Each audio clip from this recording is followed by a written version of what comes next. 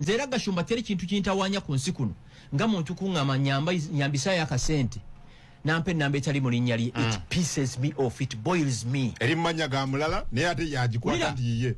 Profile pic yataddeko kagatto oba nti profile pic WhatsApp ye tekuliko kifaananyi kye, kuliko kamotoka kabwa kagatto oba nti owulira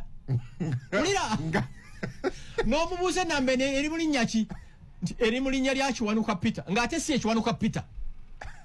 Chikutawanyiza ddala ekyo. Bano, these are the most unserious people. N'ogenda ku Twitter X account ye nga yeeta Leon something era si linnya lye. N'ogenda ku TikTok nga yeeta Radio something. N'ogenda ku Instagram nga ebintu bye byonna vulugu.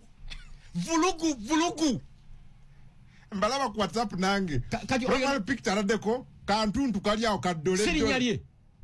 Ku WhatsApp birala, ku Twitter birala, Instagram birala, TikTok birala. Actually damulira bano mwali badde ba investigating. Lwaki buli wantu wonna okyusa identity yo. Sitegera ndoza. Atadaka gatto. Akagatto akabwa akate. Nosanga akagatto ku Instagram, nosanga akabwa ku Facebook, nosanga akakapa ku TikTok, ku WhatsApp nosanga ko eswani yemmere. Ontegera ndoza. Nuka kino kiki. Kati nagende omusawo ekinansi nti bandoga nasule wa pastor munchikutula tekiriyo byokola.